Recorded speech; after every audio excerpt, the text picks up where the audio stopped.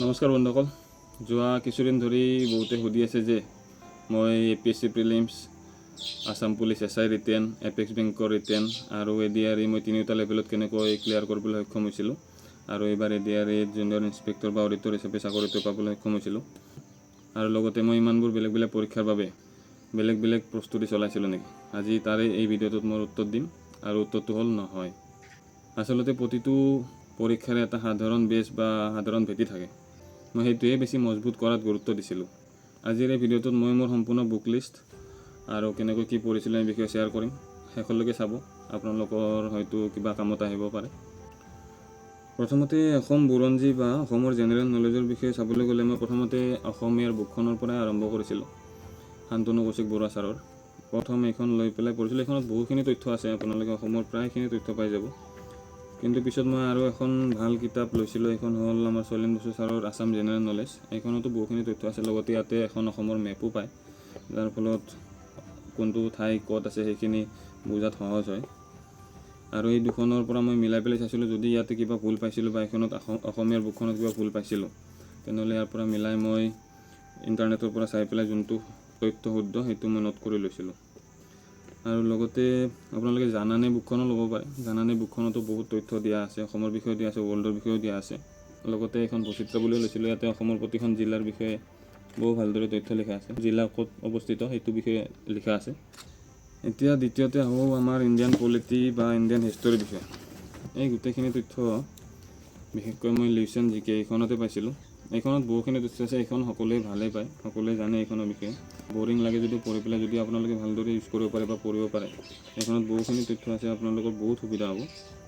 এইখনত polity, history, science গোটেইখিনি চব এক্সট্ৰা দিয়া আছে। মই ভিতৰত ইয়াতে এনেকৈ নোটছ বনাইছিলোঁ, এইবোৰ মেপ আঁকি আঁকি নোটছ বনাই মই ইয়াতে ৰাখি গৈছিলোঁ টপিক ৱাইজ।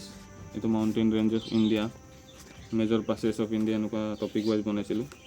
এইবিলাকতো মই লিখি লিখি গোটেই ভৰ্তি হৈ গৈছিলোঁ। লগতে এতিয়া ক'ব বিচাৰোঁ মেথছ আৰু ৰিজনিঙৰ বিষয়ে। মেথছৰ বাবে মই বিশেষ একো বুক মুখস্থ কৰা নাছিলোঁ। মেথছত ময়ো দুৰ্বল আছিলোঁ। পিছত অভিজিত ছাৰক লগ পালোঁ, তেখেতৰ পৰা ভিডিঅ'বিলাক চাই পেলাই শিকিলোঁ বহুখিনি। লগতে প্ৰেক্টিছ কৰিব বাবে RS আগৰৱালৰ PDF-ৰ পৰা কৰিছিলোঁ। আৰু টেক্সট বুকতো বহুত প্ৰেক্টিছ কুৱেশ্যন পায়, তাৰ পৰাও কৰিব পাৰে। টেক্সট বুকৰ পৰা অলপ কমনো পৰে অসম চৰকাৰৰ পৰীক্ষাত। আৰু ৰিজনিঙৰ কাৰণে ক'ব বিচাৰোঁ, ৰিজনিঙৰ কাৰণে মই এইখন বুক ফ'ল' কৰিছিলোঁ, আৰিয়ান্তৰ টেষ্ট অফ ৰিজনিং। এইখন বুকত ৰিজনিঙৰ আপুনি অসমৰ পৰীক্ষাত আহিবলগীয়া সকলোবোৰ টপিক আছে, লগতে এটা টপিকৰ 50-60টা কৰি কুৱেশ্যন আছে ইয়াতে। এইখন আপোনালোকে এমাজনত পাই যাব। আৰু এইখিনি হয়তো ৰিজনিং প্ৰেক্টিছ কৰিলে আপুনি বেলেগ আৰু ৰিজনিং ক'তো চাব দৰকাৰ নাই। যদি আপোনালোকে বুজি নাপায়, ইউটিউবতো বহুত ভিডিঅ' আছে টপিক ৱাইজ, আপোনালোকে চাই ল'ব, চাই পেলাই ইয়াতে প্ৰেক্টিছ কৰিবলৈ বহুত সুবিধা হ'ব। আৰু শেষত হ'ব আমাৰ ইংলিছত ময়ো দুৰ্বল আছিলোঁ, যিহেতু মই সৰুৰ পৰা অসমীয়া মিডিয়ামতে পঢ়া, কলেজতো অসমীয়া মিডিয়ামতে পঢ়া।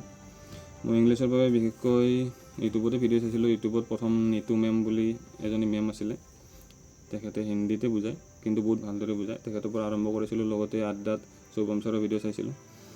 আৰু লগতে মই এখন বুক লৈছিলোঁ, এখন আমাৰ আগতে স্কুলৰ দিনৰে আছিলে, এভইড এৰৰ্ছ বুলি।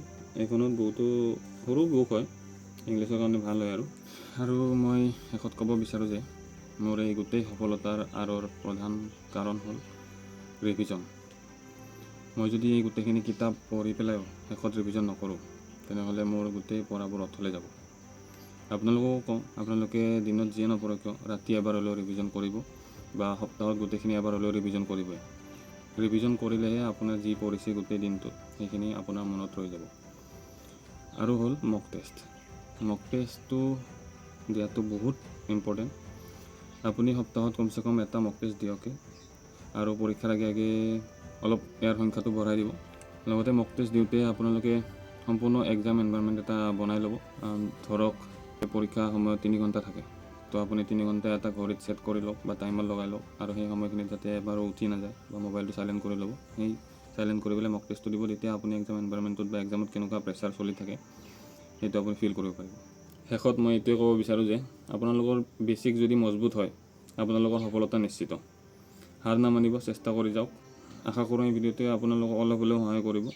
লগতে আপোনালোকে যদি জানিব বিচাৰে মই কেনেকৈ কি নোটছ বনাইছিলোঁ বা কেনেকৈ ৰিভিজন বা মক টেষ্ট দিছিলোঁ, ক'ৰ পৰা লৈছিলোঁ, কি কৰিছিলোঁ, পিছত আপোনালোকে ভিডিঅ'টোৰ তলত কমেণ্ট কৰিব।